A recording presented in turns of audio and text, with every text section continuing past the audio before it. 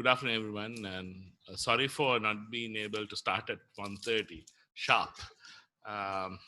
So this session that we are going to have, we are going to talk about we are going to have this panel for Sustainable Development Goals and Internet, and we have Mr. Wasantha Deshapriya from Ministry of Digital Infrastructure, Professor Gihan Dias, Professor Rohan Samarajiva from Learn Asia, Mr. Indika Soysa from ICTA, and well, obviously everybody must be knowing as Intel, but now, so he had left Intel and now he's with the ICTA.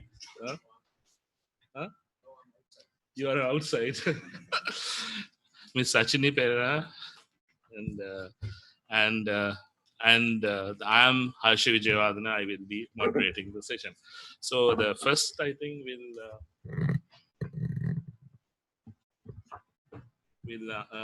I would like to have Prof. Samarajiva for the session, his session on the sustainable development goals and what it relates to the internet. Of course, Prof. Samarajiva from Learn Asia, I think the majority, I think he was the former Director General of TRC. So I think we'll listen to him. That's all. I'll try to be brief. Thank you for giving me this opportunity and especially putting me first because I have the nice picture. This one. So everybody has got to look at the picture. There's supposed to be some meaning to what this first row and second row and third row are. I'm not going to tell you what the meaning is. You can figure it out.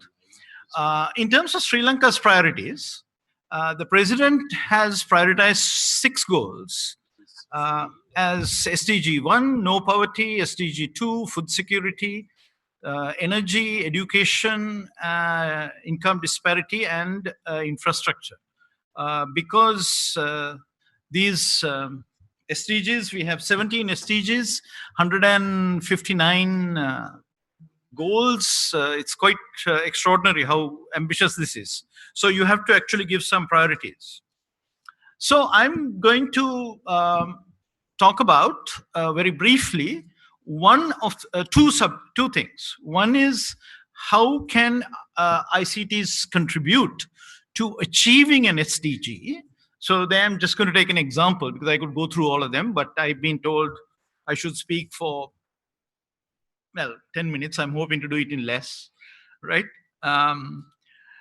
So how can ICTs contribute is the question to achieving the food security goal. And the second thing I'm going to talk about is that there's no point in having targets and goals without having some way of knowing whether you're making progress or not. So if you don't know how to measure where you were, what we call the baseline, and if you don't know what the target is and how fast we are progressing towards that, it is not really a goal or a target. It is some kind of loose talk. So I'll talk very briefly about that as well. So let's take one issue because the president has appointed an expert committee headed by Professor Mohan Munasinghe, on which I also serve. So I'm just taking from some of the discussions that went on in there. Some of the discussion has been on food security. So the problem that the country is facing right now in 2017 is that we are releasing only 50% of the water that the farmers are expecting, right? So what that means is to a Mahaveli area farmer is that he may be getting only cultivating half the paddy land that he normally does. So the question is, what do we do with the other half where the water requirements are not as heavy as with paddy? So the government would like to encourage them, but then the farmers are not very keen to grow these crops, even though we have records that many of them will make good profits if they grow vegetables, cucumbers, gherkins, and so on and so forth. I don't know if you can see. Okay. Here. Okay. That is the answer to the explanation as to why farmers don't like to grow these other crops. Some do, but some don't. The reason is that there is an enormous variability in the prices that they get in the market. So depending on when you hit the market, if you go when the prices are high, you make money to tell your children about. But if you go at a lower point in this price volatility curve, and I have given you for, I believe, 4 or 5 years, this is based on our own research, from January 2004 to June 2009. And the different colors are for different years. So you can see year to year there's a difference, and there's no consistency. This whole theory that only in April prices go up and so on, it doesn't actually hold, right? So because of this sort of uncertain factor, the farmers are understandably unhappy about growing here, because while the profits may not be very good with paddy, the problem is much simpler. You go and agitate, block some roads, and you can get your guaranteed price, right? So it's low risk, low yield. Here, this is high risk, and if you hit the market at the right time, you get high yield as well. So I'm not making up these things, right? These are things that have been formally considered in the government of Sri Lanka. We have considered, but we have not actually solved these problems. We have looked at both these problems, both these solutions. One is what I call the central planning solution, and the other is the market solution. Central planning solution, particularly since about 2010, the government put a lot of attention to it. Both approaches are reliant on ICTs.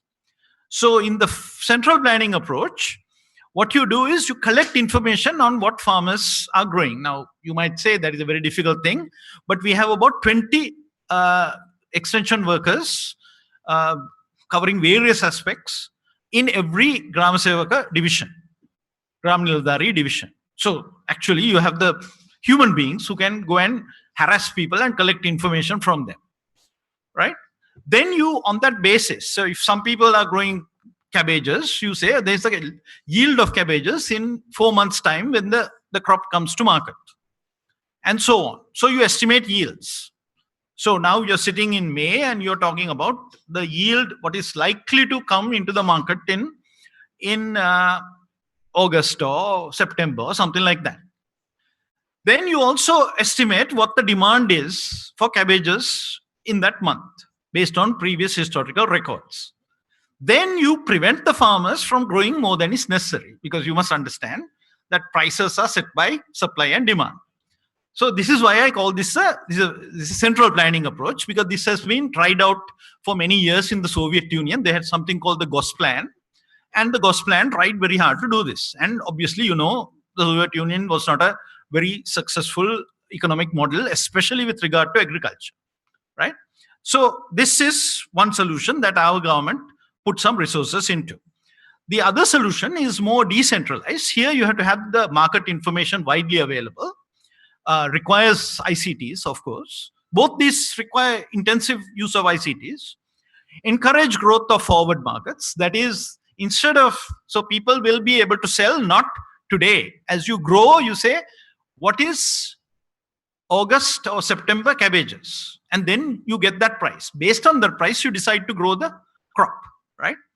You have to enter into contracts. And then the forward markets, I'm not getting into detail, they become imbalanced. So you have to have something called futures markets, where people will be buying and selling contracts in futures exchanges. This exists in countries like India, Thailand, and so on.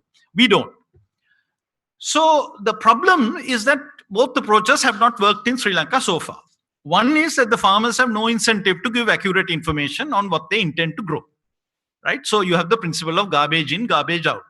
They will give all kinds of information. The village extension workers will also make up information. So you'll get all kinds of spurious information being fed into the system, processed with very advanced computing, and you're going to get garbage results at the end. So that is the main problem. The government being able to estimate yields and demand, I think the government doesn't have a good track record in doing that. And also, the government will have great difficulty preventing farmers from growing what they want on their own land, right? So that I think is a wrong solution, but we have put a lot of effort into that. Now the market solution is the market price information is available. We have at Learn Asia, we have worked on it. And now it has been taken up. There's a program called Govi Mithuru, which is run by one of the mobile companies, which has 200,000 paying customers, not given for free, paying customers, right? Other media, you can also get it free on other media, right? You can go to Dambulla, you can see the prices, you can get it on newspapers, you can hear it on radio, and so on. But forward and futures markets have not emerged. We tried to get these things to start, but one of the problems is that commercial enterprises are very pessimistic that these contracts can be enforced. That if a farmer enters into a forward contract in May to sell in August, and in August the spot market price is higher, they think the farmer will break the contract and will sell on the spot market, and they'll be left holding a worthless piece of paper. So this problem has got to be solved if we are to make progress on food security. Now, the second role for ICTs, in fact, this has been the one which most attention has been given to, is that we have 17 sustainable development goals, and within each of them there are multiple targets. So we have 169 targets, and currently for the 169 targets we have 241 proposed indicators, and we are working on more. I am personally sitting on some conversations where we are trying to develop more indicators, because some of the things they don't have, like plastic in the ocean, right? So we don't have an indicator for plastics in the ocean. We have to reduce it, so we have to figure out how to count plastics in the ocean, right? So the Census and Statistics Department is working. All kinds of people are engaged with this question. We believe, as do many people in the UN system, that the answer is big data. And at Learn Asia, we have a big data focus, and we are working on these things to the extent of our projects and our ability. So I'm just going, this is my last slide. This is just one example. Now, SDG 1, as you know, is obviously the world's priority and Sri Lanka's priority, 2017 being the year we are trying to eliminate poverty. I personally don't think it can be eliminated this year, but that's our objective. So here is an example of a study that has been done using very high resolution satellite images. This is available on the web, I believe, to try to estimate poverty from the sky, not from what people say, not from what surveys say, but from high resolution satellite images.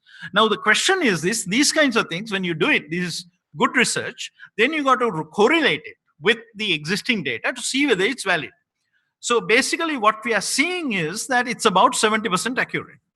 So obviously it needs more work, and this is just a pilot study. So there are these kinds of things that are being done with SDGs that I think I'm happy that the Internet Governance Forum in Sri Lanka is looking at these issues. Thank you.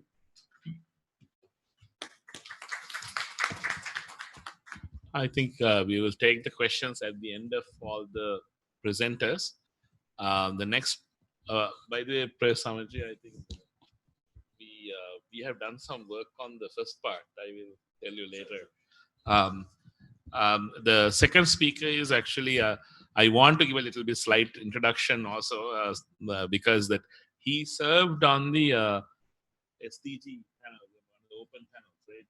The UN, because he served at our embassy in New York while this was going on. So let me introduce, let me invite Mr. Wasantha to make his presentation. Yeah. From here. Yeah. You can go there. Good afternoon, everyone. Mr. Harsha Wijayawardana, the moderator, and my fellow panelists.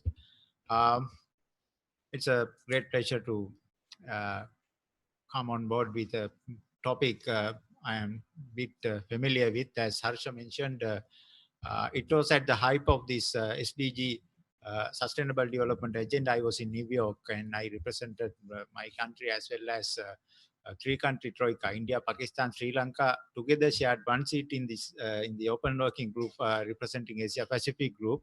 So I had the privilege to contribute to many of these sessions. I think 1.5 years time.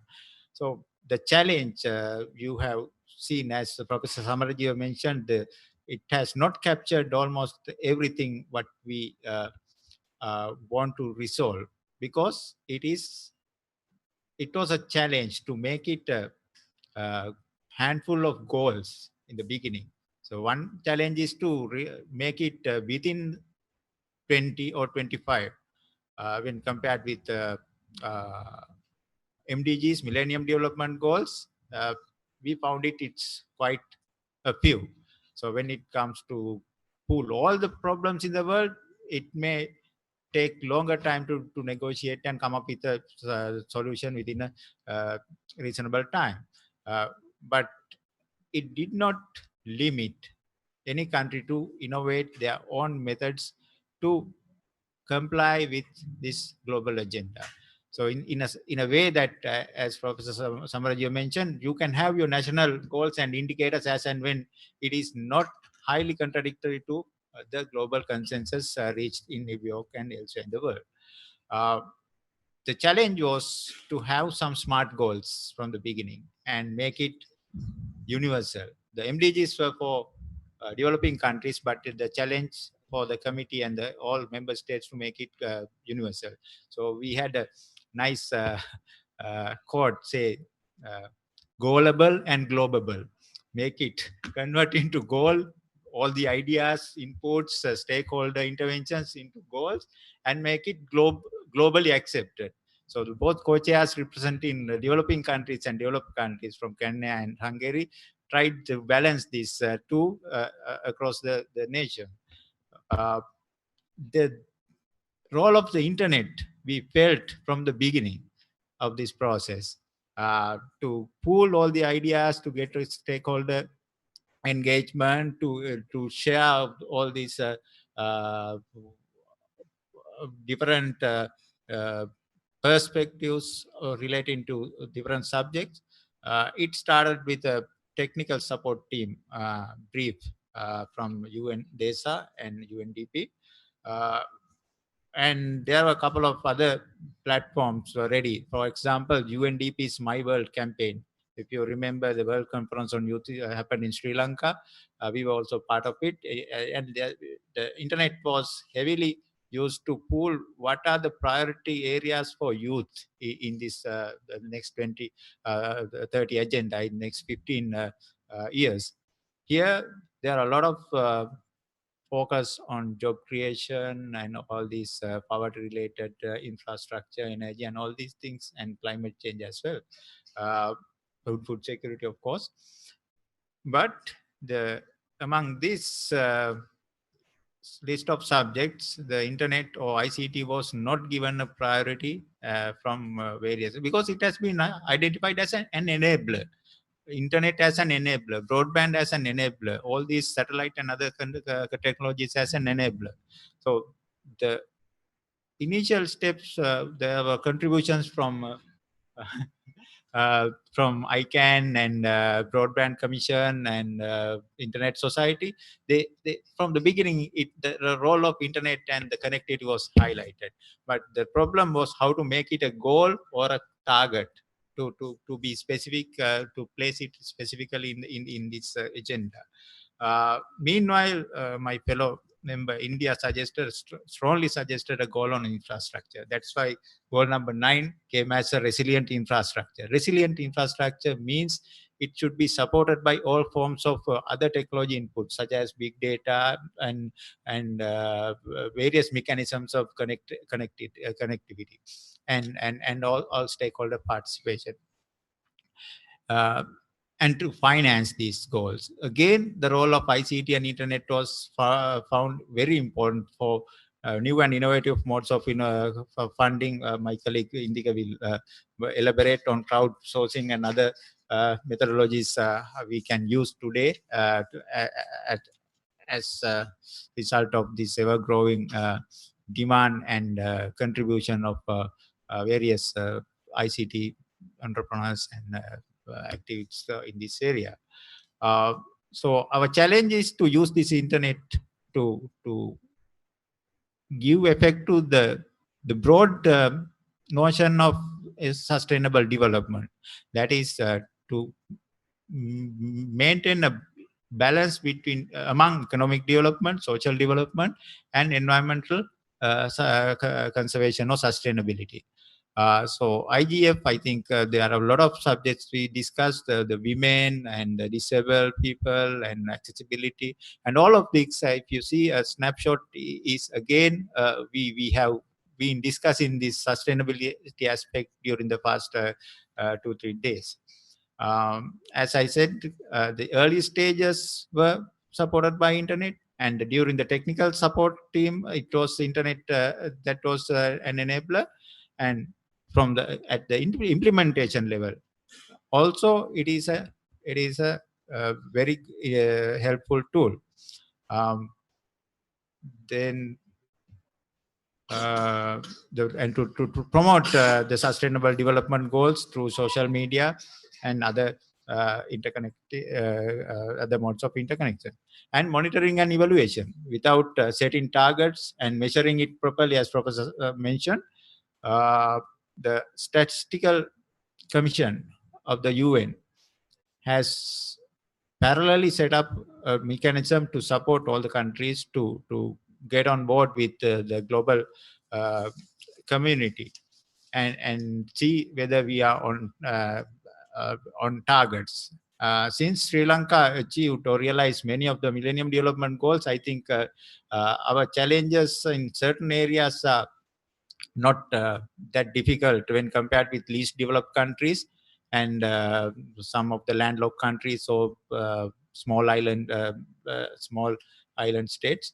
That's why the whole, if you search the whole list of SDGs, the word internet has been mentioned only in one place. It's a goal target 17.6. It's about assisting heavily least developed countries to absorb this technology, the internet, to help their development or fast track the development.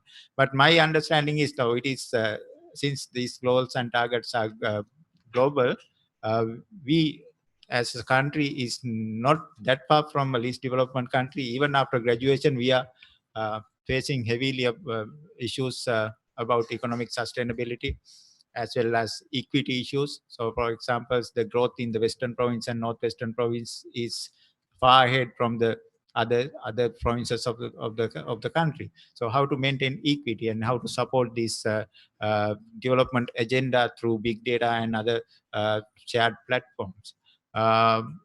Then gender equality and other financing mechanisms.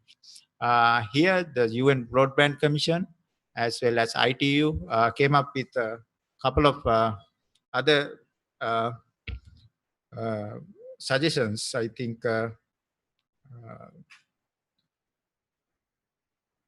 me a second. For examples, ITU have launched last year the Measuring the Information Society report. It has linked some of their proposals to these goals and targets. This proportion of schools with access to computers for pedagogical purposes and proportion of schools with access to the internet for these purposes. That is, that particular proposal has been linked to target 4.A, that is upgrade education facilities. Similarly, fixed internet broadband subscription by speed. It has been linked to target 17.6 on enhanced cooperation in science, technology, and innovation. Likewise, it is not a hard and fast script or a recipe to cure all the ailments. It is the up to the member states and the other stakeholders to come up with a common agenda to use this technology widely. And last year and even this year, we are planning the National Broadband Forum. I think the broadband technologies to to support all kind of development in the country. So that's my remarks for this forum. So we can discuss it later. Thank you very much.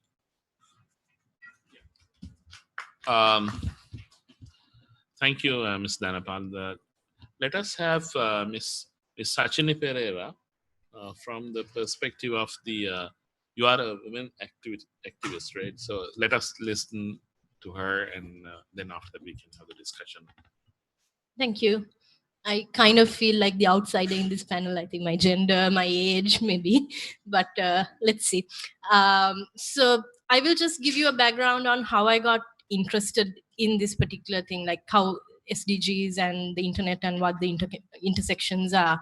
So as a rights activist, I was also involved in this 1.5-year process of negotiating the Sustainable Development Goals. And while attending those sessions, as Mr. Dhanapal mentioned, Mr. Dhanapal, Mr. Amit from India. So there were a few people who really kept pushing the use of the internet and establishing a technology facilitation mechanism in order to achieve the goals. So technology really was being, talked about as the major driver for the SDGs. And this got me to start thinking about women, about other marginalized groups who may not have access or limited access to to ICTs, to technology. And if this is the way we are going to achieve the goals, then are we going to leave some of these groups behind? And what are the ways we can make sure that these groups are included as we implement the goals? So that was the kind of thinking that got me to start doing some work around this and to explore what these intersections are. This relationship between the SDGs and the internet, it can be framed in lots of different ways. And regardless of how we look at it, I think the importance that the SDGs have placed on the internet means that the discourse around internet governance also has to now start expanding. And I think it is already expanding, because just looking at the kind of agenda we have been having for these last few days, yes, we are talking about things that are beyond, let's say, processors, about protocols, we are going beyond that. But that also means that our understanding of development also has to expand. It has to expand beyond economic and environmental to social and cultural as well. So then that has to be reflected in forums like this as well. We are not just going to be talking about women's empowerment, economic empowerment, but also about freedom of expression, about the right to information, things like that. So, I mean, it's in this context that I want to discuss two things. One is, how do we ensure that women and other marginalized groups are not left behind in achieving the technology targets and indicators in the SDGs, as well as, the agenda as a whole. And also the internet and technology transfer are viewed as major drivers for achieving the SDGs. Where are the women placed in this? So just to give some background, right now statistics show that while the digital divide is gradually closing, though internet penetration rates are still very low in our part of the world, the gender gap in access to the internet is getting wider. So in 2013, it was 11%, and it has increased to 12% in 2016. So to break this down, what it means is that while internet penetration is increasing, it is men's access to the internet that is increasing. So women either have no or limited access, and that level remains the same. So if we think about what the reasons are, so, I mean, we talked about this in the last 2 days as well. When we talk about people, or when we talk about women, when we talk about anyone, it's not a homogeneous group. It's not one group. It's not any of us in this room, but different intersecting factors that define who we are. So it could be our age, it could be our class, it could be our race, ethnicity, income, our ability or disabilities, where we are placed in the country. Are we from an urban area, rural area? So all of these things. So when we look at it in that way, we can see why women are not getting enough access to ICTs. So access to infrastructure and devices. So the high cost, there might be cultural or religious restrictions, language barriers. So those are applicable in general to people, but also are exacerbated when it comes to women. And then violence against women. So we are talking about access, but the more access women get to online spaces, the more that the violence against women online also increases. And a lot of the time what happens is, without addressing what the cause of the violence is, it's used as a reason to tell women and girls, okay, don't go online, or don't put anything there, don't say anything. So we have to start looking at it from a different perspective. So I just want to give like 5 suggestions and like 5 points about the kind of an approach we can do when we talk about the SDGs and the internet. One is about policies. So integrating the gender and national ICT strategies is really essential, including women in ICT policy making and decision making. So for an example, there is a group called the Alliance for the Affordable Internet, and they have been working in countries like Nigeria and Ghana, and where gender advocates have been part of the decision making process when policies are being made about internet access or about ICTs. And this has really been like, it has made a change in the countries, because then actually people's needs are being reflected in these policies. So for an example, right now, I believe our policy is quite gender blind. It's looked at as this, progressive way of looking at it. But what really happens is, when you're gender blind, you're missing out on the needs of specific groups of people. So really, I think it's time that we understand, okay, the internet, though we want it to be a neutral place, the people who come into the internet and the people who use it don't make it neutral. Different people come with different things. So we really need to look at that part of it. And also that there has to be constant communication between the various national implementation plans around the SDGs, because different ministries, different portfolios are making plans. How do we ensure that there is cohesion between those? And the second point is, we have to collect gender and sex disaggregated data. So again, what we are kind of doing is disrupting the way I think internet governance has been looking at the internet, which is saying the internet is neutral. So really, if we need to build an evidence base, we have to say, no, we need to start collecting this gender disaggregated data to show that the access is less. Because right now we have small ways of doing this, like big data collected from social media networks, those are the ways we are doing it. But we need more data, and this not only needs like cooperation from policymakers, from the government, but also like financial resources and commitment as well. Third point is capacity building. So this was actually mentioned in the earlier session as well, about the kind of capacity building the Internet Society has been doing.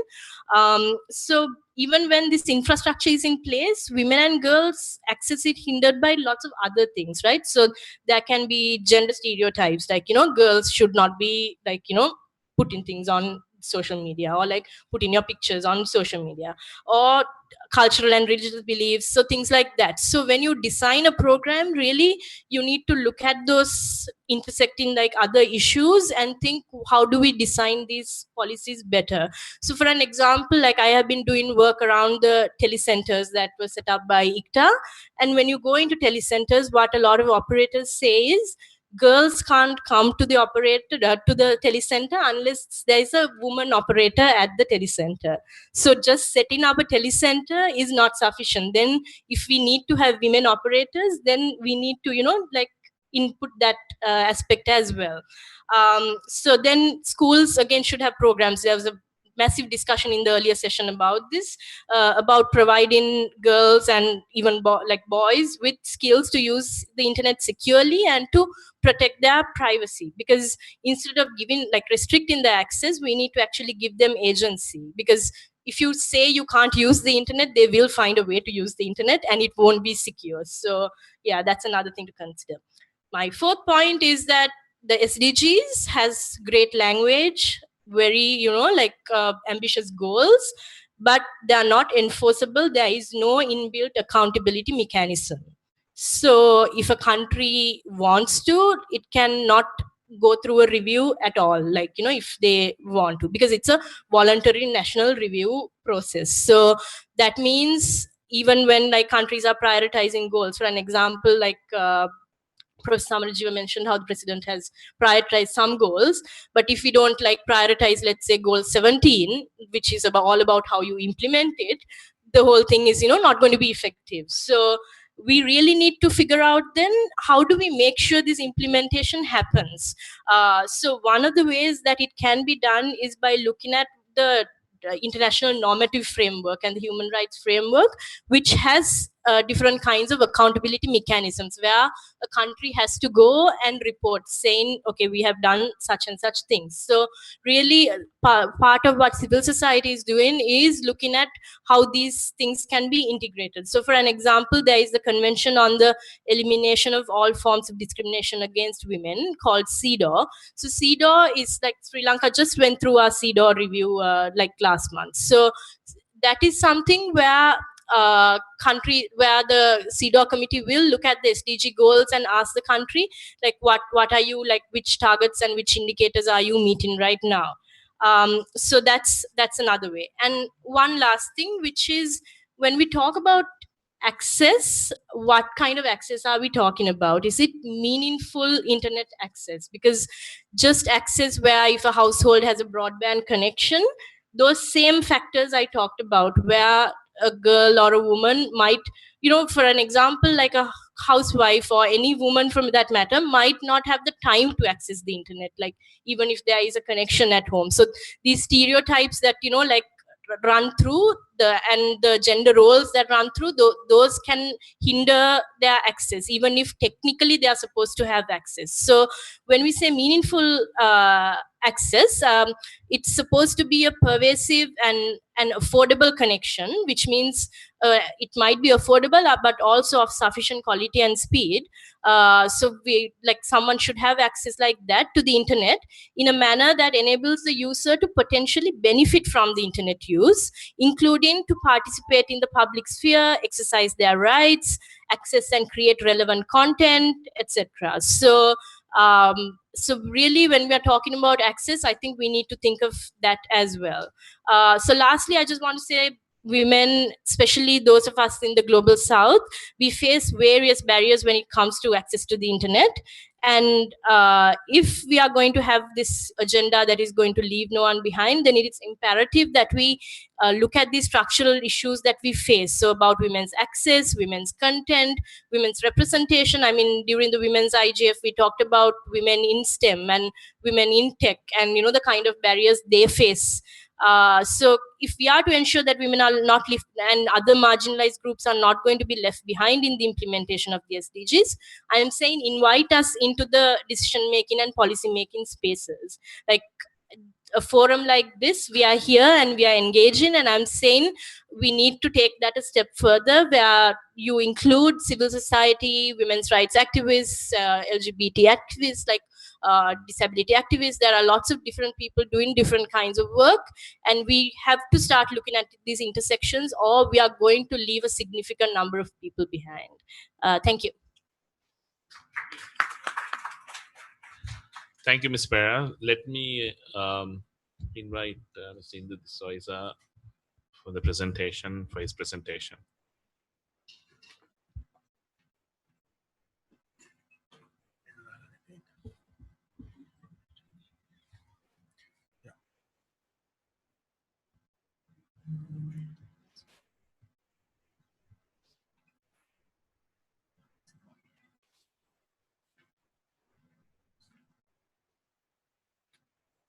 Okay, probably I'll talk from here. Okay, so that's fine. Can you hear me, right? Better to use it? Okay, you're the recording. Okay. So I've touched, probably I might deviate a little bit from the specific topic, but I will touch on, I think I'm getting feedback from here. Okay. So I may deviate a little bit from the exact topic, but as ICTA where I'm attached right now, I will talk about three things we are implementing, what actually on ground, on running. So one of the things is on the education side. In the previous discussion we discussed, probably I'll be able to give you more detail on it. So when you look at the internet, we don't have a choice. We have to go with it. It's basically all of us are part of it, right? When you look at from the civilization up to 2013, 5 exabyte of data has been consumed. Can you guess how long or how many to consume similar data? How long it will take now? 1 year, 2 years, 3 years? Any guesses? Any guesses?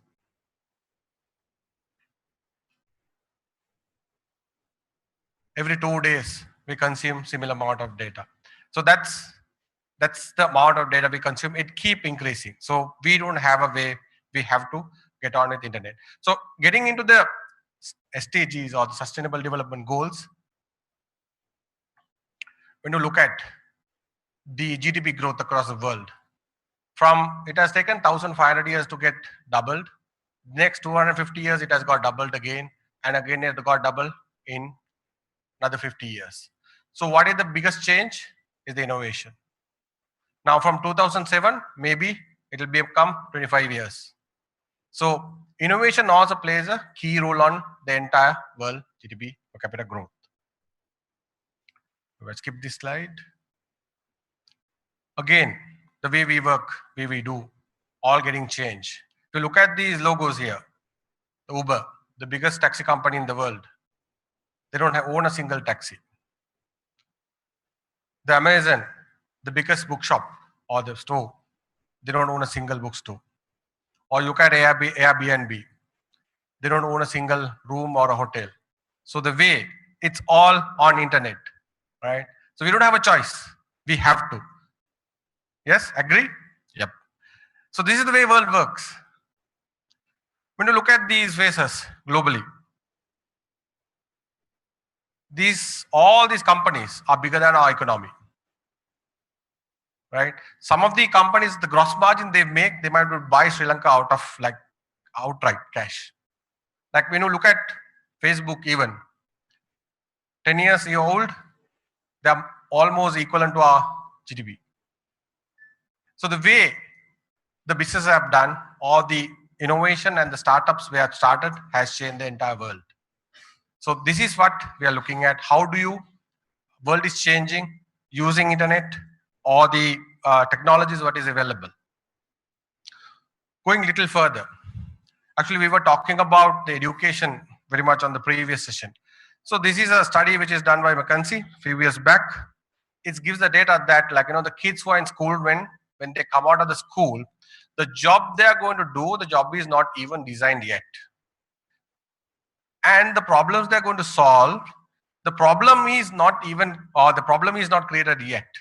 So we need to educate our next generation to do a job which is job was not even created, or the problem they're going to solve, the problem is not even created, or the problem is not, doesn't exist anymore. So what do we do?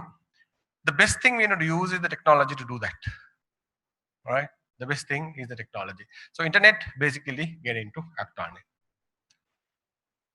So I'll get into the local context. What do we do at ICTA or with the Ministry of Telecom and Digital Infrastructure together, and the Ministry of Education and the relevant ministries, right? So there's a paradigm shift on the education. So biggest paradigm shift in our education, most of us seated here, part of the free education system. We are here because of that. So in 40s, we had one of the biggest paradigm shifts. The free education was introduced to Sri Lanka, which is many of us got benefited, right? Which is we became a country with high literacy rate, which is we even have mid-90s. Like, we produced that intellect community.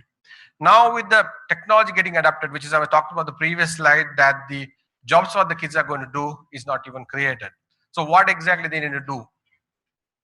They need to use technology as a tool or enabler to use it. When you look at these points what I put, the next paradigm shift is getting made, or it is on the process. Now the kids will get devices. It is halfway done, many more to come.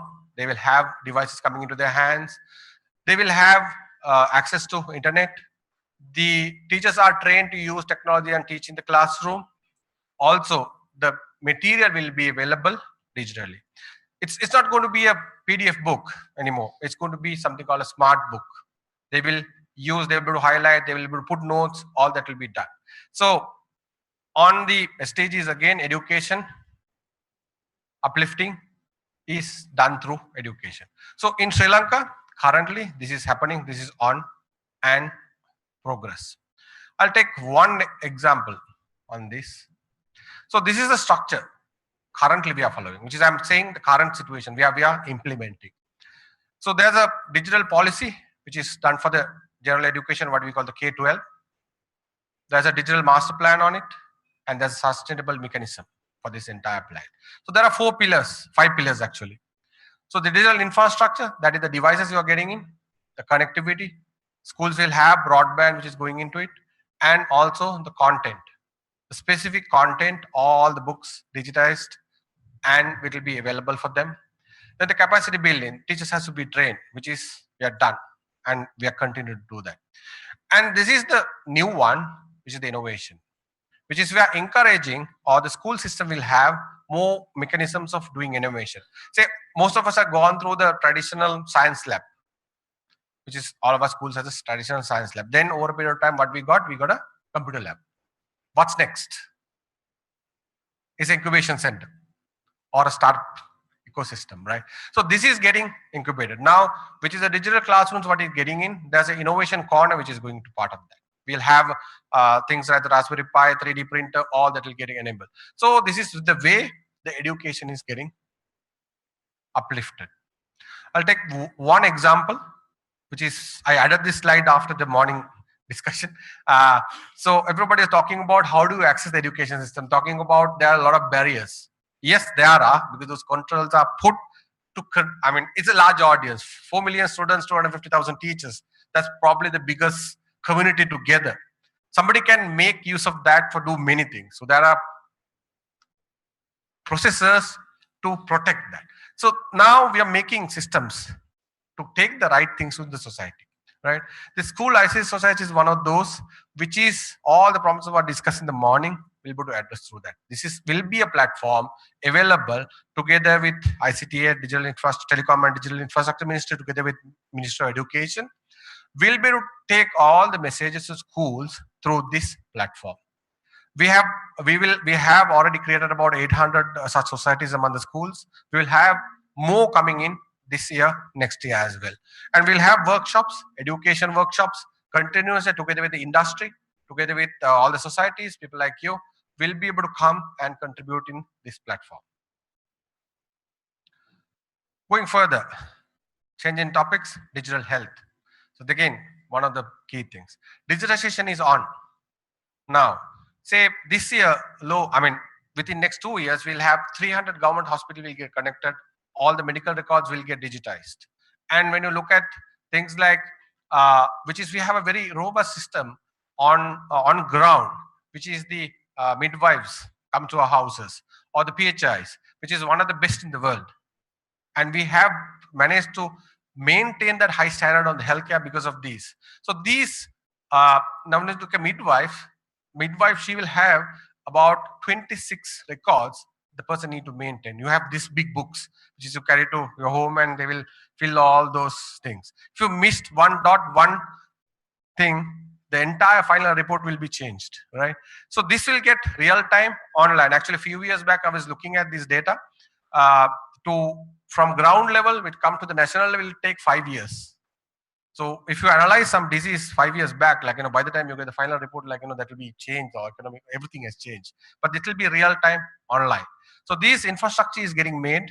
Some of it is already on execution.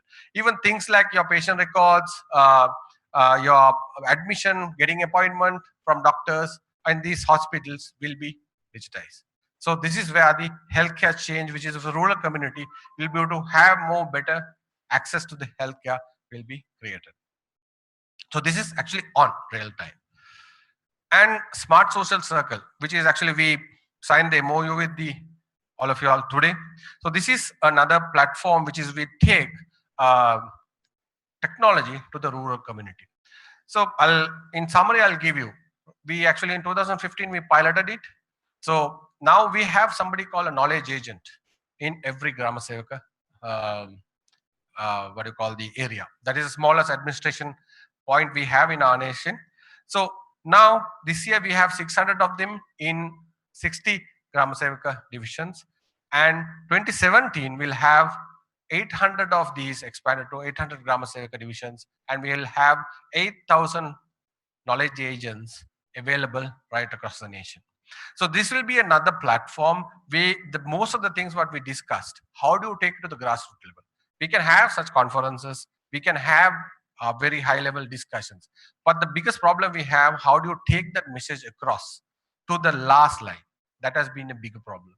So these platforms are made to take that information. You take the education or you take the rural community. This is where these technologies can be taken, the messages has been taken, like, it can be women empowerment, what we spoke about, or anything, like, here you can see people are, like, trading on these platforms, like, things like bricks. It is been happening, right? So these platforms are created to take it. So my request from ICT and together with the Telecom and Digital Infrastructure Ministry is that please make use of these facilities what we are creating, and be able to together we can achieve big goals. So with that, I'll conclude. So actually, as Harsha said, I was heading Intel for 15 years. So this is Robert Noyce, is one of the founders of Intel. So this is one of his quotes. Actually, this is something very close to my heart. Every presentation I do I use this quote. So he says, don't encumbered by the history. Just go out and do something wonderful. So all of us are here to do something wonderful for our country, our world. Let's get together and achieve that goal. Thank you. Thank you, Indika. Then I will invite Professor Gihan Das to make his presentation. Okay, thank you. I'll just sit here and do, and I don't have any slides. So what I thought is I will concentrate on two areas which I have been working on. One is universal accessibility, and when I talk of universal accessibility, how or universal access, not accessibility, sorry, making internet available to everyone. So of course there are many factors. One is, of course, it should be available all around the country, and I think Sri Lanka is fairly high up on accessibility, in the sense availability of internet in all areas of the country. I think population wise, broadband internet is available to more than 90%, or I think closer to 95% of the population, which is quite high compared with many other countries. Then the second part of being able to use internet is affordability. Can you, I mean, it might be accessible to you, but can you afford it? Again, Sri Lanka has one of the most affordable internets in the world, because actually the price is quite low compared with many other countries. And this is surprising, because I can still remember about 20 or 25 years ago, when everybody came for any forum on internet and said, oh, the price of internet is too high. Now we hardly hear that, because really it is lower than in many other countries. Of course, we can always say it should be lower than this. Yeah, obviously. If it is even lower, if it is free Wi-Fi, whatever the story is, we might find more people are able to use it. Right. But again, that will mean somebody has to pay for it. So we need to figure out, okay, what should we pay for? Should we pay for free internet or low cost internet, or should we use that money for something else? Right. Thirdly, something I've been really looking at is language. Now, we have always said everybody should be able to access internet, whether you're disabled in some way, hearing, sight, mobility, whatever. But we often forget the biggest disability. The biggest disability is often language. So we are sitting here at the BMICH and talking in English. I'm not sure about this session, but the previous session we were translating. This one I'm not sure is going to happen. But even with interpreters and so on, we find it difficult if you do not know English. And this has been a big problem, since if you look at the content on the internet, much of it is in various languages other than our two national languages of Sinhala and Tamil.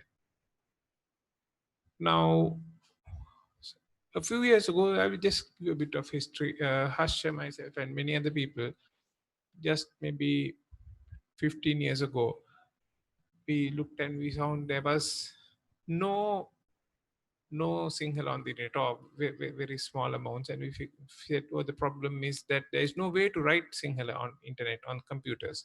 Now that's all, right? Everybody is going and typing Facebook messages in Sinhala or whatever it is, that works, or Tamil. But still we find that there is less information available, especially the government. According to government policy, all government information should be available to citizens in their language. Right? All government letters should go to the citizen in the language that the citizen understands.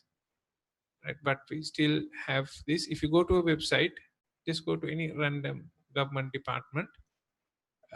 Mostly, right? Not saying every single one. Mostly we find that they have a lot of stuff in English, and maybe a certain amount in Sinhala, and maybe 1 or 2 pages in Tamil. So you can say, oh my God, what a discrimination. Tamils have been discriminated against. Sinhala people have also been discriminated against, right? So maybe this country is run by the English. That's what it looks like. But actually there's a big practical problem. Lack of translators, right? Lack of being able to translate. So even if you have a lot of information, then if you try to get it translated, you find there's no one to translate. And if somebody does translate it, somebody says, this translation is so bad that I can't even understand it. I can still remember long ago, this was somewhere else, but somebody had some software and they said, I have the English version and the Spanish version. And there was a person from Latin America. And he said, give me the English version.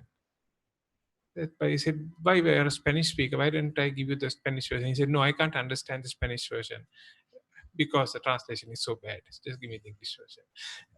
So there's the same problem still there. So one of the major issues I believe we need to look at is how do we make this internet available to everybody? How in their own language? So there are several others, but I would like to specifically put forward the language issue. Right? How do we make it so that it does not matter whether your mother tongue is Sinhala or Tamil? We get, I wouldn't try to be perfect, but we can get some amount of information out of that.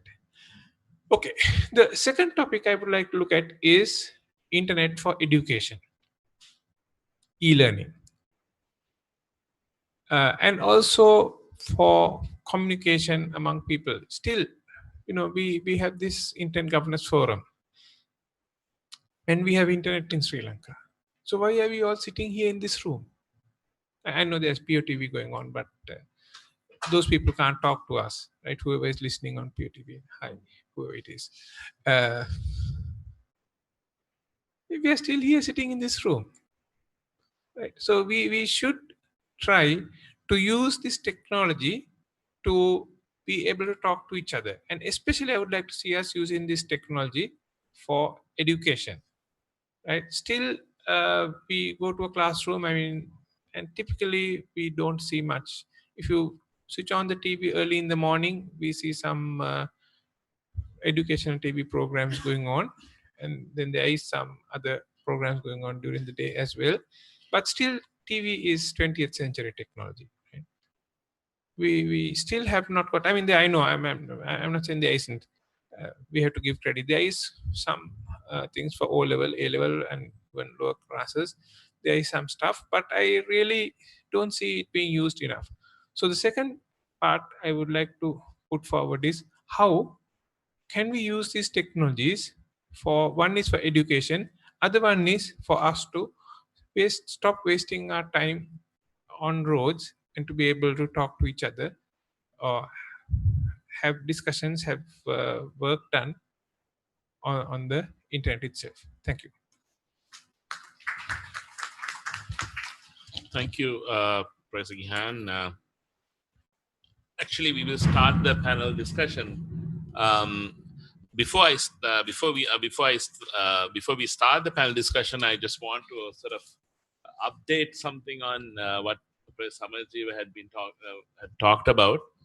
One of the things what's happening right now is with the Ministry of Agriculture is that there is a software, there's a database right now which had been built, and the first part that you were talking about, that is the farmer information that had gone there, but there are about 1 million data points right now there.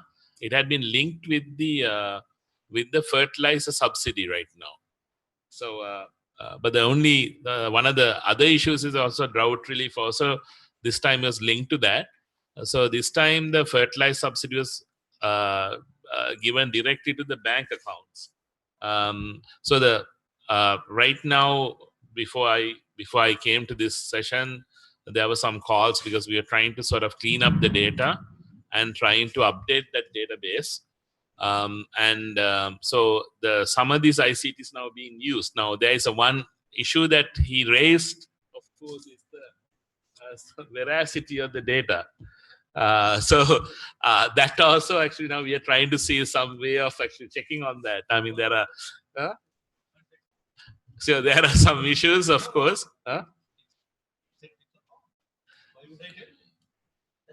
So anyway, so we are basically yeah. So there are some issues there. So there is a sort of trying to monitor that also. The ICT is being used for that also to some extent. We will discuss this matter also further. The other very interesting, I think, that which came up here is for the gender as well as for all of these, ICTs have become a very important enabler. And I think even for these climatic conditions, now they are being also whatever the temperature, the climatic conditions are changing day by day, right? So the ICTs also can be used. Like, friend, I'll give a simple example. Now we have also kidney disease in some of the, and they are linked to the fertilizer. So we can actually check with, now there are some fertilizer, we can have certain sensors. There are small boards like Arduinos, and the Raspberry Pis now actually can be used as a IoTs where that you can have big data. So there's another topic that was actually brought by the Prof. Samarajiva had been the big data. So that's also a very major thing that I think we should discuss here. And in addition to that, there are some things are happening at the gender level also. Now, especially the ICTs, the use of ICTs, as well as some of the issues with the social media, what's happening right now. So the Ministry of Women Affairs, of course, doing some research on that, and they have done compile reports. Now they're getting into this. So anyway, we start from that. I think we can also have questions from the audience. I think you also have to participate in, because when you're looking at these SDGs, I think it's very important for all of us. And so we will start from, pardon? There's some, you can speak in Sinhala also and Tamil both. And so there will be translation here. So we'll start from Professor Samarajiva. I think you talked about the big data right now. And other one is also with the so can you also elaborate on what I actually said about there is a issue of this fabrication of, there's a garbage in, garbage out, you talked about it. And as you see, what you think, how would you sort of basically trying to sort of to combat that? There's no way to combat that. The Soviet Union's experience has shown us that central planning does not work. There is no incentive for the farmer to give accurate information. There are actually some incentives for the collectors, the government officials, to try to give information. But if the farmer doesn't know what he's going to do, he may give some abundant guava or something, and then he'll grow chilies. And you're not going to be able to get this information. So however complex a wonderful ICT system you develop, if you don't understand the basics of economics and of human incentives, you are going to have the garbage in, garbage out problem. I told this to the people in the president's office and in Treasury when this project was being floated. I will continue to say that. The proof that I'm wrong would be that this system works and price volatility goes down. Can I interject if you don't mind? There is a little slight, there is a one issue actually also, we actually thought about it. ICT is to be used for also monitoring. Likewise now there is this what we call, there are APA, which is the Agrarian Research Officers, Copernicus, yeah. So these Copernicus actually supposed to provide the data, and then that data is validated through different types of other methods. So anyway, that's being done right now. So we try to see whether it actually work or not. Let's see. I'm willing to bet. Would you like to take a bet that this won't work? Because economics is economics. Economic laws of economics are the laws of economics. I'm willing to bet that these are waste of money. Anyway, that had been going on for some time manually. What they have been doing now, they have automated it. So they are trying to validate this data by using other like the throw more money into a basically futile activity. That's also, there's some economic theory behind that. Yes. Anyway, okay. So we'll see that. I'll report to you. Perhaps we can. No, you don't report to me. Very simple. I gave you the indicator. Price volatility goes down. We have studied price volatility in a number of countries. Decentralized markets reduce price volatility. We have research evidence to support that. In Sri Lanka, when the price volatility goes down, I will make a public statement that I've been wrong. Okay. So anyway, what about Indika? In the observations on the. So probably add to the point Prof. Samarajiva was saying, like, say technology is there to as enabler, like, but end of the day, the theory is economics has to come on top of that. So when you take, like, my previous job at Intel, big data and the data centers, and I was selling hardware, right?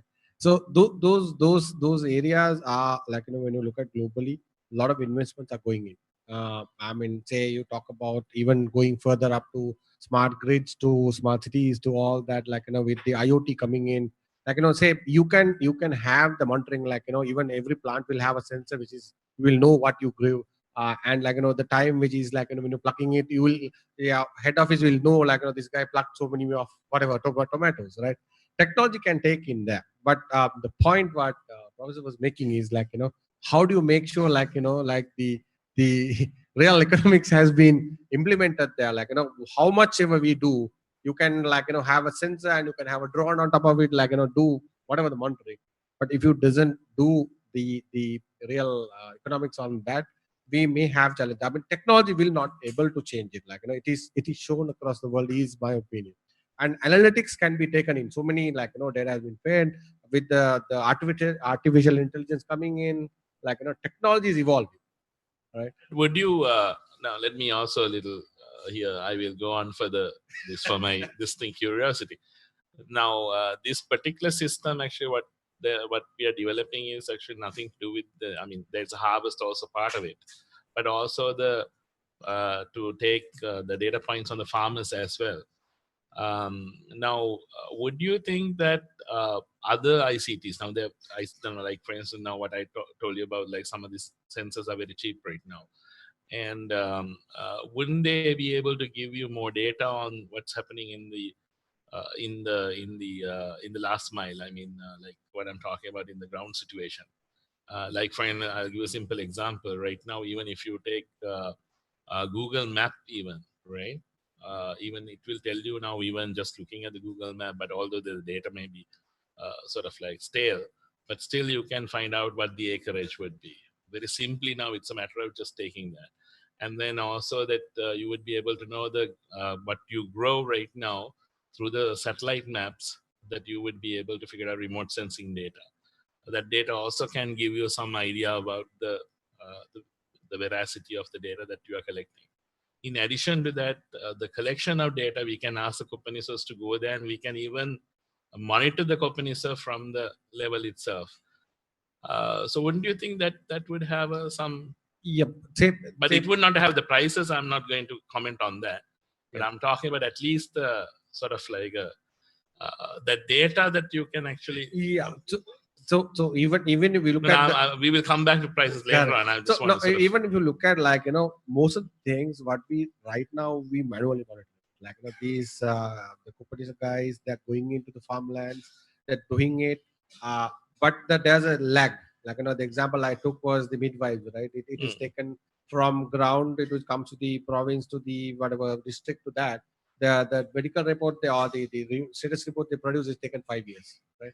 So but again it's outdated after yeah. that. So the But what same I'm thing saying is is, happening right now, as you know. yeah, Minister of Agriculture has, so there's a statistical unit. correct. So when you look at the manual one, actually can be automated. it is being automated. The same data is feeding back to the system. Decision making, certain things if there's a disaster, you pay insurance.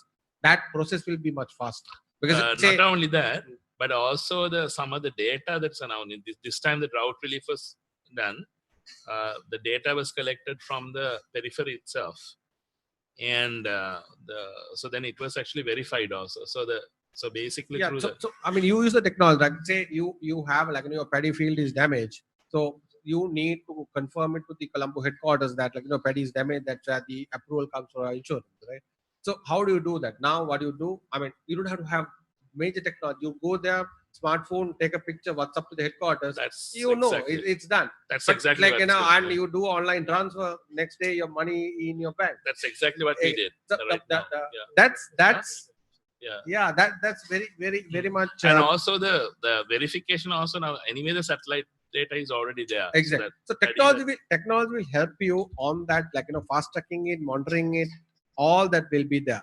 Say one point. I mean, what I'm agreeing with. That's him, why I'm not an economist, so yeah. so that will be you with the technology enabled. Now say technology enabling plus we need to do these changes, right? So actually, I was talking to Wasantha Deshapriya, the secretary at the Telecom and Digital Infrastructure, a few weeks. I mean, last week.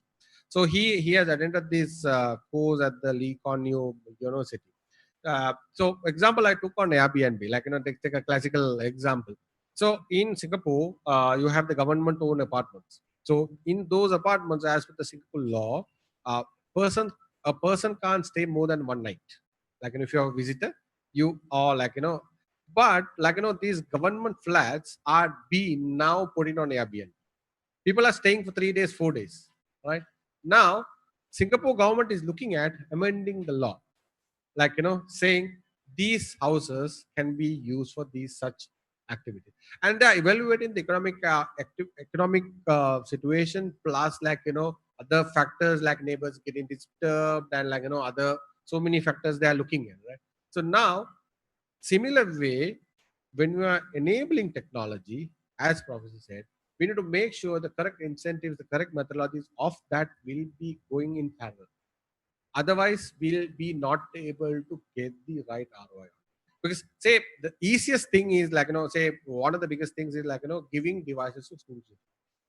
That's the most easiest thing you can do. If you have money, you go to the shop, buy it and give it. You don't need any thinking around, right? But the biggest thing is how do you make right curriculum? How do you have the monitoring? Are the teachers are trained? Do you have correct knowledge to teach, right? That is what is important. So most of the time we tend to make this mistake that the most nicer ones we tend to put first, and when you go and think back, what do you do, right? Say in recent times, for the university kids, the devices has been given, right? And I'm somebody who would have been in the private sector, in the industry, which is I felt most of the devices are coming back to the store again. 50% or more, those devices have been sold. So if you look at prices, the devices given 125,000 rupee, devices given at 75,000 rupees. You go to the open market, you buy the same device, those kids are selling for 70,000. So when you look at it, the people who are suppliers pulled out because they are getting burned. So when you ask why you're selling it back, this kid doesn't need a device. They don't have anything to do in the classroom or the uni. So what do? You get a loan, you get upfront cash, 70,000 rupees, and you keep in the loan. So if you've done the work before, If your curriculum is there, your assignment has to be uploaded online, and your lesson plans are there, and they can't sell it. But they did a great job of getting the devices. You did you did the exact thing what they need, but you didn't look at what need to be the enabler was not set. That is where the problem. So I think that problem has to be addressed.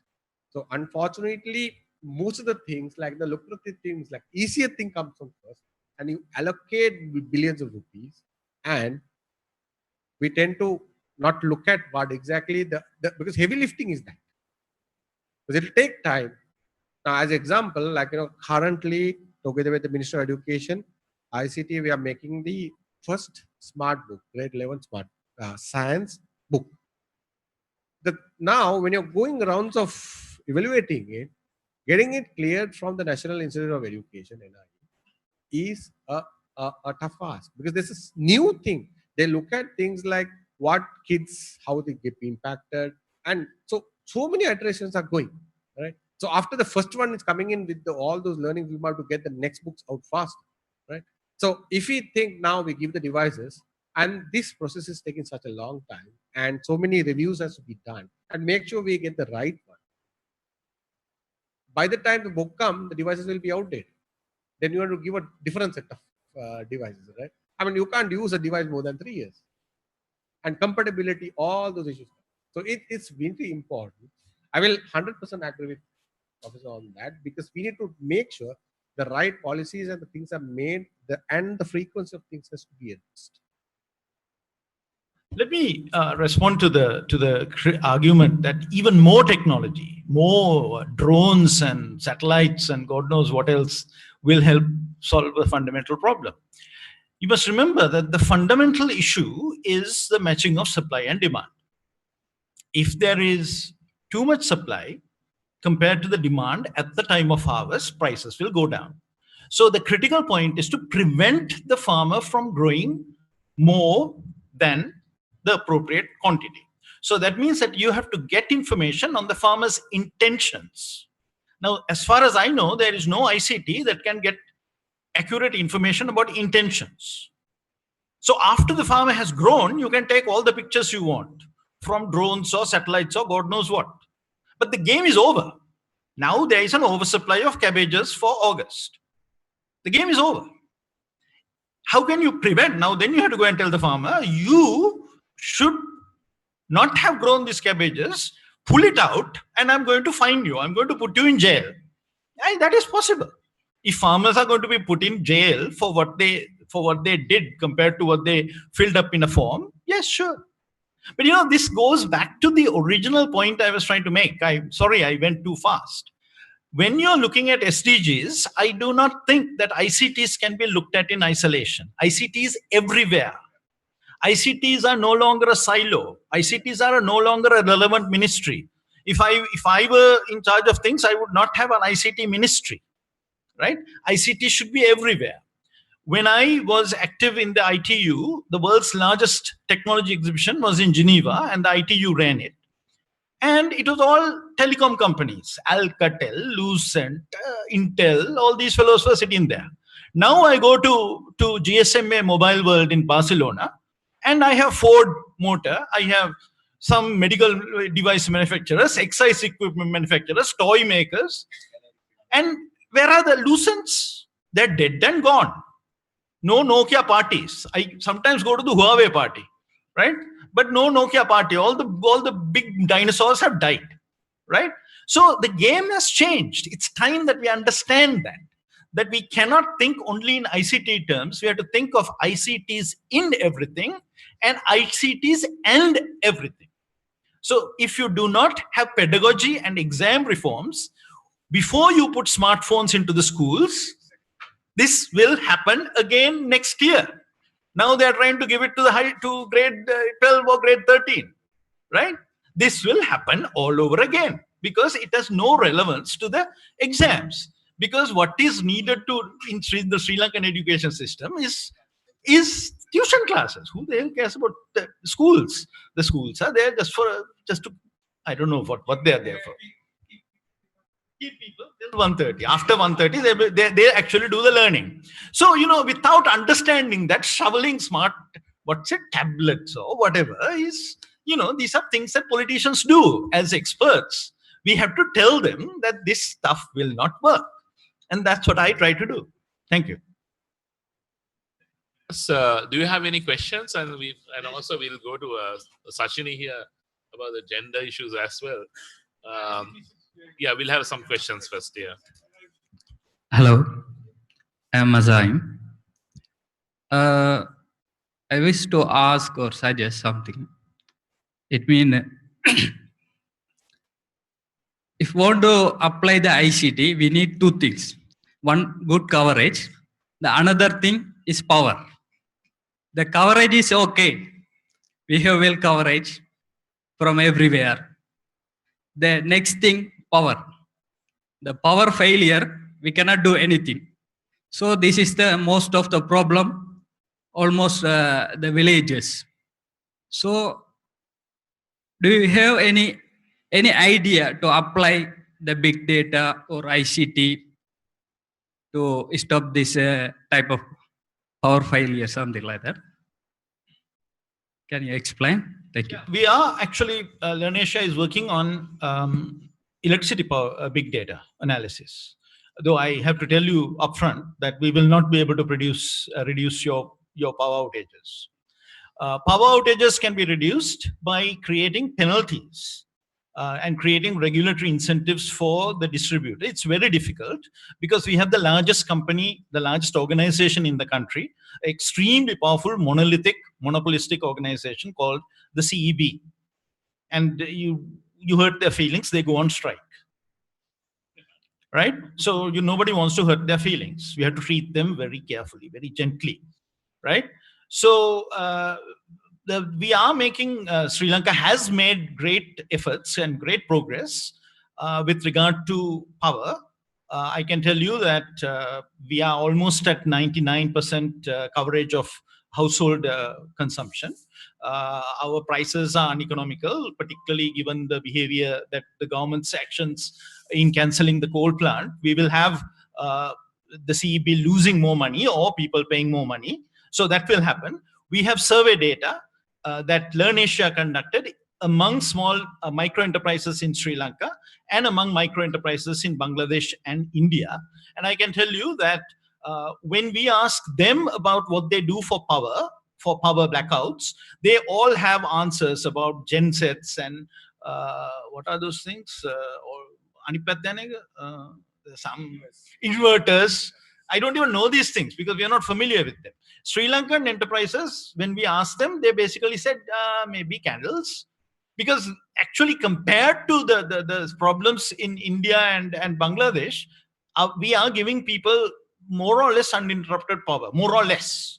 Colombo is getting more or less, but other areas with problems. Yeah. So there is but we pay double. We pay double what they pay on a monthly basis. Double. Right? So on one side, we are paying double. On the other side, we are not spending on inverters and generators and backup equipment.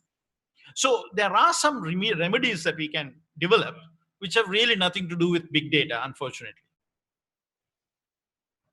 Just to add what Professor said, that it's like water and fish. The data or internet industry cannot survive without power. So as I remember correctly, the late Professor or this Arthur C. Clarke mentioned in his book Profiles of the future's wealth will be measured in someone's capacity to access data. So that is again the battery power of voltage he or she can save with him. So he saw it a couple of decades ago, and we are still struggling with so many other issues. The other factor that made me tell you is that the comparison of data or the prices we are paying. So again, the internet is a source to learn whether we are paying the right price for the goods and services we consume. That is the power of internet. So whether you can take your own judgment and see, and what are the areas that you can save your money and the daily or monthly budget on certain areas. So, and if there's something wrong in your monthly planning or the whatever the priorities, then you can see if you see the similar GDP or the poverty level in another country and say what are the prices they are paying for certain commodity. So it is again the power of internet that helps realizing SDGs and other targets. Thank you.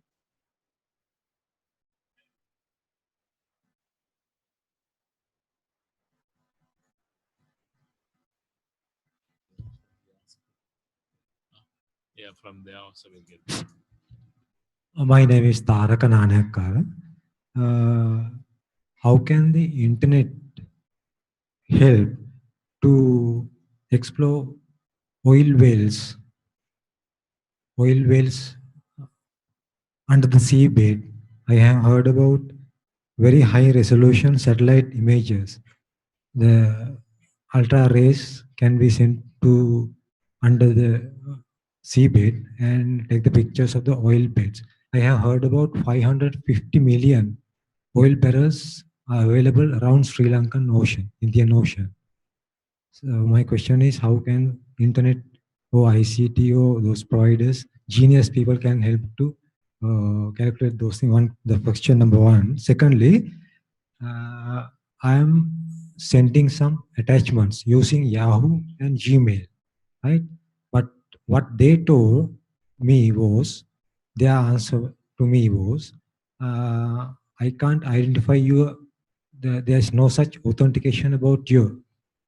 They have developed Gmail and Yahoo, but they are not accepting their email IDs now, my email IDs, and they are not. They need some sort of local recognition, like dialog net.lk, right?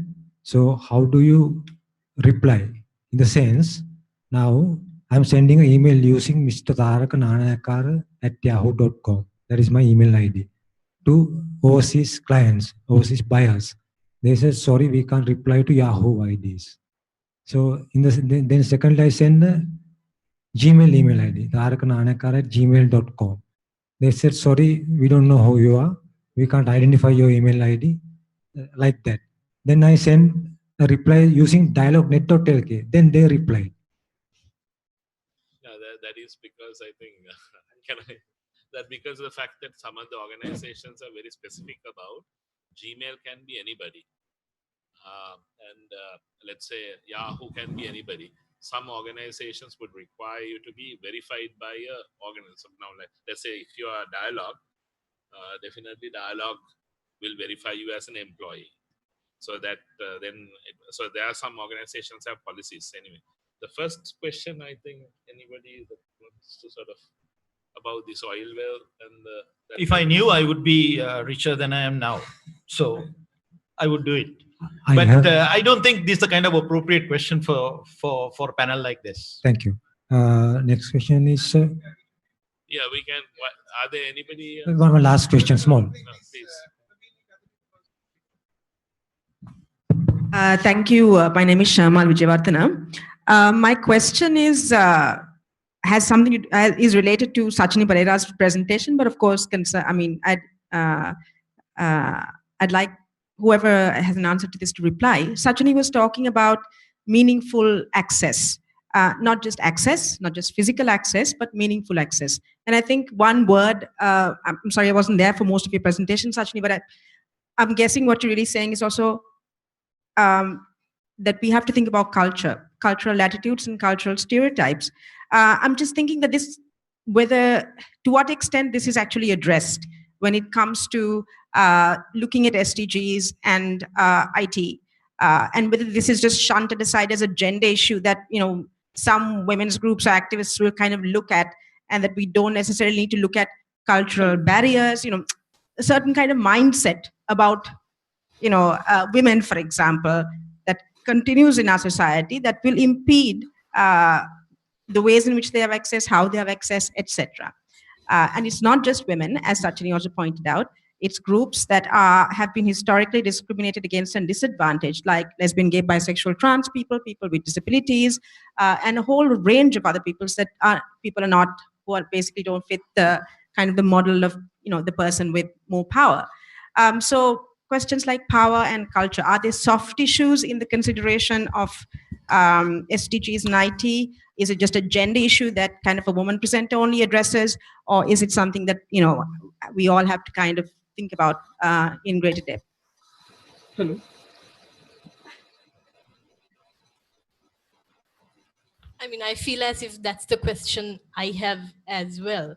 So, in the SDGs, one of the things that women's rights organizations and other civil society actors were really advocating for was to say gender needs to be mainstreamed into each of the goals.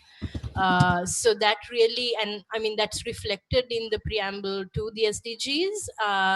And it really is up to the state and up to like all the different stakeholders to make sure that happens. Because one of the things was that, as we saw, there are so many targets, there are even more indicators, which means we can't really, put each and everything. And what has happened is that gender really has become, like it has gotten a backseat, and like it hasn't really been prioritized in that way when you look at the indicators. So I mean, even for an example, like the goal 17, which says you have to fully operationalize the technology bank and the science and technology like transfer mechanism. The way that will be measured is with the proportion of individuals using the internet. That's the indicator. So that won't tell us if women are accessing this. So really, then, I mean, I'm going to pass this on to maybe Mr. Dhanapala, like, where we want to hear from policymakers about, how you're thinking about this and how we could come in and like, be part of that process as well. Thanks. Thank you, Sachini, and thank you for the question. And again, this issue of mainstreaming all subjects in one global goal agenda. The youth wanted they are being recognized across the agenda. Women the same, and a lot of other countries with different development status or vulnerability are also in the part of this entire negotiation. But in earlier stages of this negotiation, there were some inputs. For example, from the UN Broadband Commission proposed a target on gender equality in broadband access by 2020. Somehow it has been lost by the time of the conclusion of the events, not because of it has not been accepted by member states, but the other matters came surfaced upon such goals. Even I can remember that I myself, with the consent of the government of Sri Lanka, proposed something on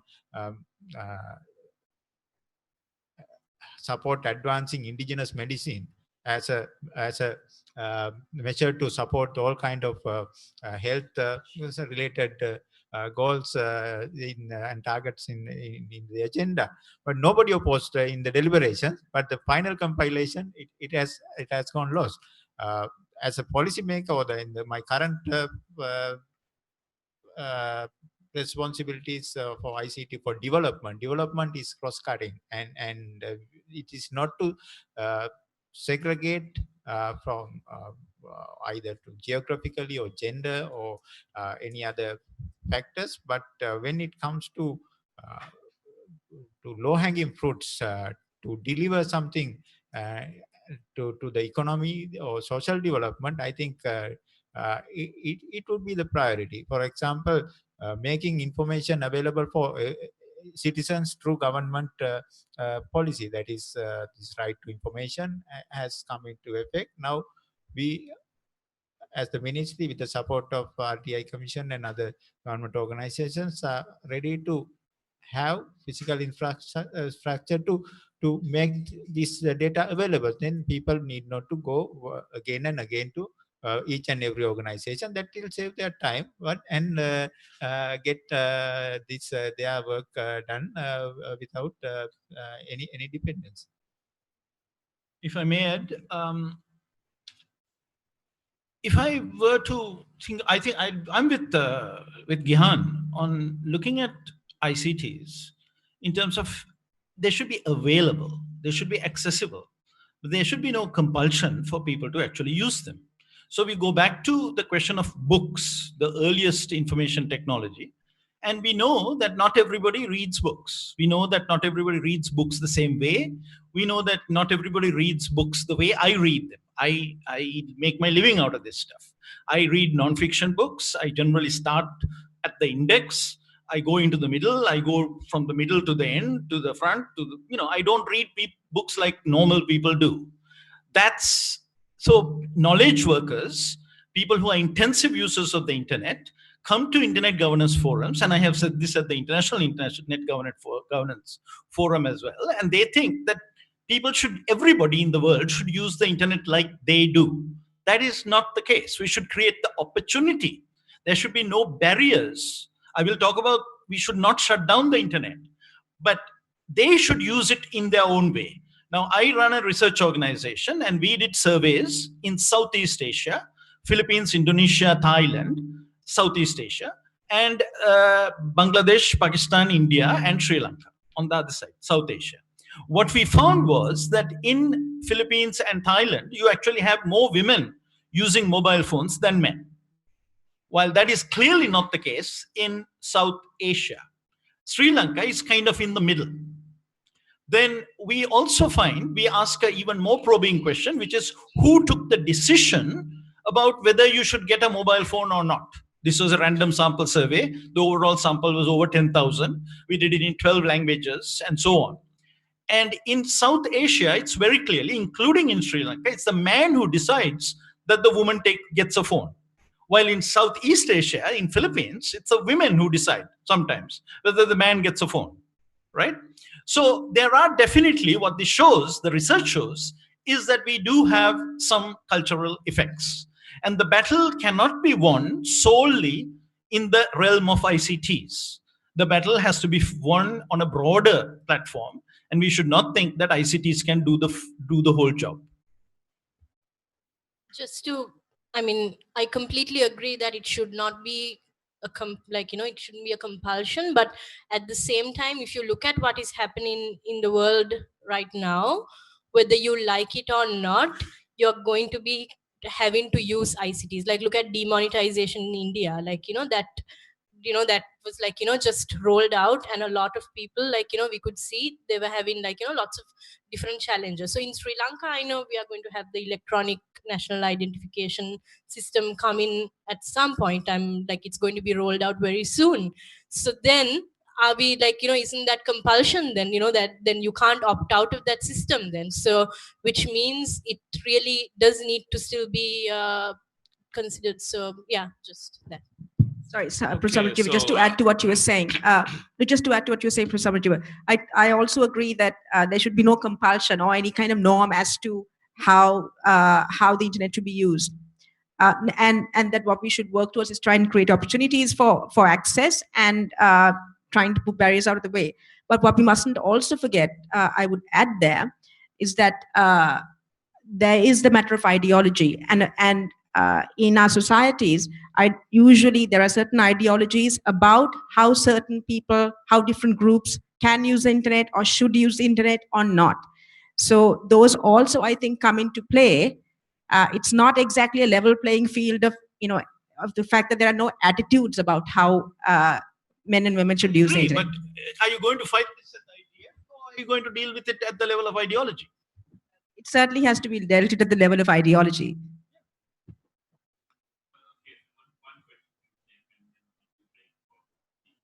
Okay, I also thought about that on yesterday's session, and here are the right peoples for talking about that. It's about e-learning. Also, Professor Gihan has already talked about that, and also Mr. Soysa told about that. And here, government provided computers, internet connections for most of the schools, but the problem is not the government. We can't blame the government. So the problem is some of the teachers. They are not allowed students to use the computers and use the internet in their schools. I also face that. So the problem is, do you get the record? Do you get the data of the ICT? subject, the results, GCOL, GCEL results in different districts. You can get that. But why the result is very low? The problem is teachers, most of the teachers never teach that subject in schools. Government provided computers, internet connection, then why we need extra amount? Why we pay extra amount for other classes, additional classes? So what we can do, we can, for an example, I just show you an example. You just create a website. Maybe you already have a website. So you can record videos. Some schools have good teachers who can teach mathematics very well. Maybe they can teach in Sinhala. You can record that video. If it is take 1 year, that's not a problem. You can take that. You just record a video every session in every class. And also maybe Tamil teachers can teach mathematics. So you can record that videos every day. So all of the subjects want to be teach very well. We don't have to pay extra amount for additional classes. So just record that video, put that on a general website that we can learn anything. Other countries have. India have also. I'm learning computer science is a distance education. I'm learning from some of the websites and I am asking questions. So Sri Lanka can create it. Let us. Yeah, but so the point, like, earlier also I was mentioning, like, the devices going into the classroom or the PCs going into the classroom. So I have been, like, with my previous jobs also, I have been to schools, like, starting from 15 years back. I have seen when a PC labs goes to the school, the first thing the principal does, he brings a big padlock and lock the lab. Because he is worried there's millions worth of devices there, he'll be not able to go take his pension. If something happens, it's government property, right? So that is the biggest problem. And they think, like, when these PCs are used, like, what do you call that? Like, it'll get depreciated. So people need to, then we need to educate these devices can be used for 3 to 4 years. Even you keep with the packing for 3 to 4 years, after 4 years, it will become piece of junk. It's gone. You can't do with it, right? It can be brand new, but you can't do anything with it. So now we have come along. If you look at currently, we have about 150,000 devices in the school system. We have, like, about, out of the 250,000 teacher card, we have trained about 75,000 plus teachers. But it's overall, it's changing now. And also about 2,500 schools has broadband going in different capacities going in right now. Now, earlier days when we trained the teacher to use ICT as a subject, so we train ICT teacher. But now, no point teaching. We need to teach, train teachers to use ICT subject. We have to continue to do that. But we need to train subject teachers to use ICT as a tool and teach in the classroom. Right? You have to do your math, science, whatever the subject. Right? Now, this convergence is happening. So I will take the starting from the 5 pillars I was talking about. Right? Devices, which is the laptops, the desktop, whatever the device which is going in. The number of devices in the classrooms will get increased, right? And actually, where it is right now, the global standard, what they expected, like, standard one is you need to have at least for 10 kids, we need to have 1 device minimum, which is like, so right now we have what you call a shared access model. So the topmost is what you call a one-on-one computing.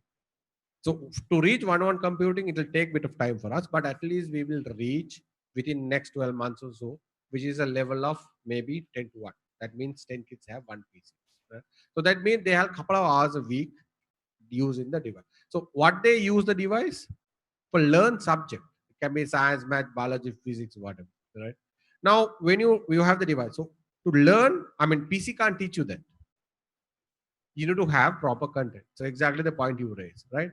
We are building something called a learning management system, which is, we have a half-baked one. We're enabling it more robust.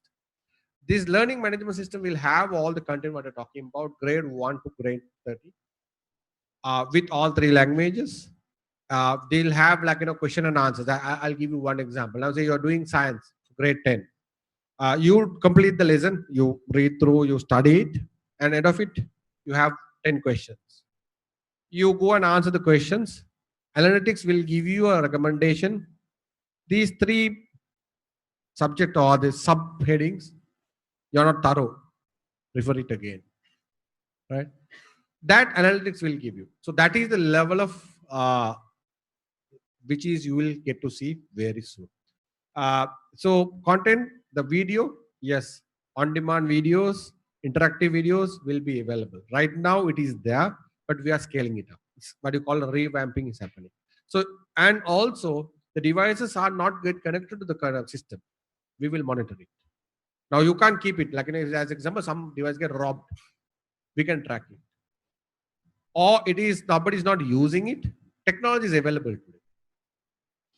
We'll have a monitoring system, it will be monitored, right? And now you have the device, you have the content, you have the connectivity. Yes, connectivity is going into schools. We have few challenges on that, cost versus and the availability of connectivity. We are looking at creating internet kind of a mechanism. We'll have, technology will evolve in a big way. That is on. Content connectivity will go into the classroom. As I said, teachers are getting trained, right? We have 16 what you call the national training schools, which is all the teachers. So the curriculum is getting changed in those places. In-house training or on-the-job training is happening for the current teachers. That is convergence is happening. And actually, like as incentive, we will have teachers will get different benefits when you complete these trainings. So one of the quotes, actually, I was making a presentation for some other thing, which is I was looking for some interesting quote, and I saw one thing the computers won't replace teachers, but teachers use technology will replace teachers doesn't use technology. That is happening, guaranteed. You can't stop it. The challenge we have, she was talking about the culture and everything here. So we have a system which is we are used to, which is teacher use the blackboard and choke and teach, and we are supposed to listen to what teacher says, and we are not supposed to challenge. If you challenge, you will be got to stand out, right? That's the environment all of us studied, right? But when you go to West and certain places, it's not the case. It's you can get into that discussion. But here, most of the senior teachers are worried that kids know better than us or teacher on technology. That's the fear. Unless we break that fear, they will not use technology. But we need to equip the teacher. You can't just say you can't, sorry. But the thing is our duty or the government's duty or the authority's duty to equip the teacher. So that is being done. And you have to do different ways, different means to do that. Then, you have the devices, you have connectivity, you have content, which are trained. All the 4 pillars are addressed. As you said, when you probably meet next time, you will be able to experience it real time. As we talk, all these are getting implemented. Probably Varun also will be able to add something, which is the Telecom and Digital Infrastructure Minister. He is the one who's driving this initiative together with ICT and Ministry of Education on this entire implementation. That's what I said in my presentation, the paradigm shift that is on. If it doesn't do it, will be gone. Will be gone. Give me 1 minute, Harsha. To add to what Indika said, that it is the collaboration. The government alone cannot do anything. So that's why we got on board PTs and CSSL for the school computer society program yesterday onwards, and they are heavily on board. They say this technology will be outdated in a couple of years, so don't buy this or don't go for high quantities. So you just try this shareware or something. So we are in consultation with this such experts. So to maintain sustainability as well as to avoid any pitfalls that we experienced during the last couple of decades.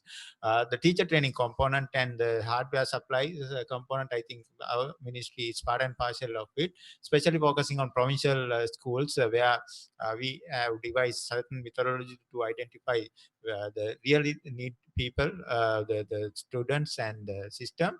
Again, I would like to thank Indika for bringing this concept that it is that during the whole SDG agenda, it is a people-centric agenda, not technology-centric or finance-centric or environment-centric. It is people-centric agenda. So it is applied anywhere. You talk about health, education, culture. So that's where we are. So technology can change and buy and do anything, but it's people's choice. As the Professor mentioned, you have to think about you have to think how people will decide on or the choice factor and all these things. Thank you.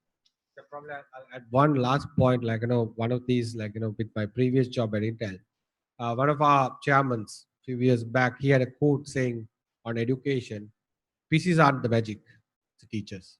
Teachers do the magic. Thank you, Indika, and thank you all the panelists. I think we had a very fruitful discussion. So anyway, we'll break for tea now.